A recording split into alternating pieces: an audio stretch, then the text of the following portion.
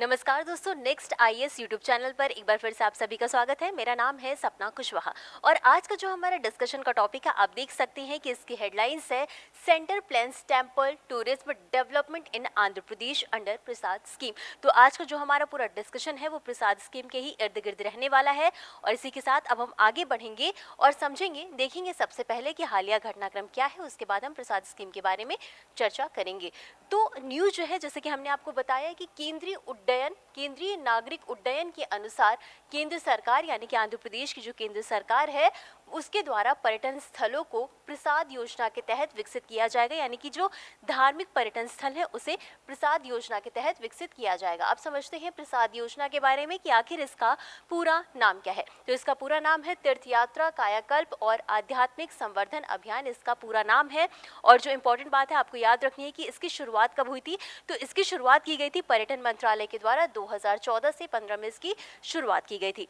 अब इस योजना के उद्देश्य को भी समझना हमारे लिए बेहद ज़रूरी हो जाता है। तो इस योजना का सीधा सा उद्देश्य है भारत में जितने भी धार्मिक पर्यटन स्थल हैं उनको बढ़ावा देना, यानी कि धार्मिक स्थलों पर पर्यटन को बढ़ावा देना और साथ ही साथ चयनित तीर्थस्थल यानी कि इसमें कुछ सेलेक्टेड तीर्थस्थल होते हैं उनका समग्र विकास करना। तो ये तो हमने ऊपर समझा कि जो हमारी प्रसाद स्कीम है इसका पूरा नाम हमने देखा, इसे शुरुआत कब किया गया था इसका, और साथ ही साथ हमने समझा कि इसका उद्देश्य क्या है। अब हम आगे बढ़ेंगे और समझेंगे इसकी विशेषताओं की कि आखिर ये जो स्कीम है, ये जो योजना है, इसकी विशेषता क्या है। तो सबसे पहला तो हम यही बात करेंगे तीर्थ स्थलों का विकास, यानी कि ये जो प्रसाद योजना है इसका सीधा सा उद्देश्य है जो भी चुनिंदा तीर्थ स्थल है उनका विकास करना। अब इसके अंतर्गत क्या किया जाएगा, जो भी आसपास की सड़क है वो बेहतर होनी चाहिए ताकि लोग आसानी से आवाजाही कर सके। साथ ही साथ वहाँ पर पानी की पर्याप्त व्यवस्था होनी चाहिए, स्वच्छता यानी हाइजीन को भी मेंटेन किया जाना चाहिए और साथ ही साथ जो लोग वहाँ पर जाते हैं पर्यटन के लिए उनके लिए पार्किंग की सुविधा होनी चाहिए, उनकी सुरक्षा, ये सारी जो सुविधाएं हैं वो उन्हें मिलनी चाहिए ताकि कोई भी व्यक्ति आसानी से आ जा सके और साथ ही साथ पर्यटन का लुत्फ उठा सके। अब जो एक और बात आपको याद रखनी, वो ये याद रखनी है कि ये जो प्रसाद स्कीम है वो 100% केंद्र सरकार के द्वारा वित्त पोषित है, यानी कि इस स्कीम का वित्त पोषण केंद्र सरकार के द्वारा पूरी तरीके से किया जा रहा है। और साथ ही साथ इसका उद्देश्य जो हमारे सांस्कृतिक संरक्षण करना, यानी कि जो हमारे सांस्कृतिक विरासत है उन स्थलों का संरक्षण करना, उन स्थलों की सुरक्षा करना ताकि वो आने वाली पीढ़ी के लिए बने रहें। और इसी के साथ इसमें सार्वजनिक निजी भागीदारी को भी बढ़ावा देने की बात की जा रही है। हालांकि हमने आपको बताया कि ये जो योजना है इसमें केंद्र सरकार के द्वारा वित्त पोषित किया जा रहा 100%, लेकिन जो भी बुनियादी ढांचे उनके विकास की में पीपीपी मॉडल को बढ़ावा दिया जा रहा है। अब इसका सीधा सा उद्देश्य क्या है कि पर्यटन को बढ़ावा देना। जब किसी भी क्षेत्र में पर्यटन को बढ़ावा मिलता है, लोग एक जगह से दूसरी जगह पर आते हैं, खर्च करते हैं, निवेश करते हैं, तो जाहिर सी बात है उस राज्य की अर्थव्यवस्था पर इसका सकारात्मक प्रभाव देखने को मिलता है। और साथ ही साथ सामुदायिक भागीदारी, यानी कि ये जो पूरी स्कीम है इसके तहत जो आसपास के लोग हैं उनकी भागीदारी को बढ़ावा दिया जा सके, फिर चाहे वो रोजगार के तौर पर हो, फिर चाहे वो धर्म के तौर पर हो, धार्मिक स्थिति के तौर पर हो। और अब इतना समझने के बाद अब हम समझेंगे कि ये जो प्रसाद स्कीम है इसमें कुछ चुनौतियां भी आ रही हैं, इसके कार्यान्वयन में कुछ चुनौतियां भी देखने को मिल रही हैं।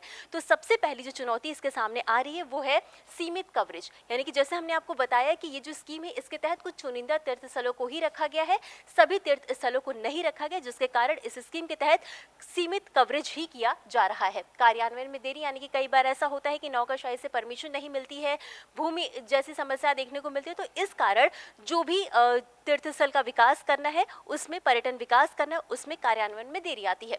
अगला है अपर्याप्त सामुदायिक भागीदारी, यानी कि जब इस तरीके की योजनाएं आती है तो जो आसपास के लोग होते हैं, जो आसपास के समुदाय होते हैं, उनकी भागीदारी यहाँ पर नहीं होती, जिसके कारण वो इस योजना का लाभ नहीं उठा पाते हैं और इस कारण यहाँ पर जो है कि अपर्याप्त सामुदायिक भागीदारी देखने को मिलती है। और एक और बात कि जब ये जो योजना है इसके तहत स्टार्टिंग में हमने देखा कि 100% वित्त पोषण जो है वो केंद्र सरकार के द्वारा किया जा रहा है, लेकिन जब एक बार ऐसे स्थल जो है विकसित हो जाते हैं तो लंबे स्थल पे यानी दीर्घकालिक रखरखाव के लिए इसकी फंडिंग की समस्या देखने को मिलती है।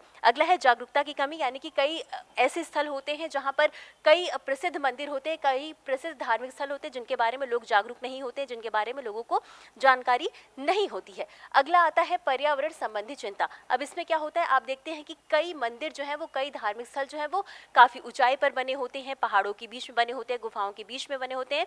तो ऐसी स्थिति में जो पर्यावरण संवेदनशील क्षेत्र होते हैं, ऐसी स्थिति में जो भी धार्मिक पर्यटन बनते हैं, जो भी धार्मिक स्थल बनते हैं, अब इस चीज़ का ध्यान रखना चाहिए कि वहाँ पर सभी चीज़ों का ध्यान में रखते हुए निर्माण कार्य किया जाना चाहिए, जिससे कि आगे चलकर किसी भी व्यक्ति को किसी भी तरीके का नुकसान न झेलना पड़े। तो ये था आज का हमारा पूरा डिस्कशन, और इसी के साथ अब हम आगे बढ़ेंगे, और आगे बढ़ने से पहले आपको एक ज़रूरी इन्फॉर्मेशन दे देते हैं। तो अगर आप यूपीएससी प्रीलिम्स 2027 में अपीयर हो रहे हैं तो आप हमारे जीएस फाउंडेशन कोर्स 2027 में एडमिशन करा सकते हैं, एनरोल करा सकते हैं।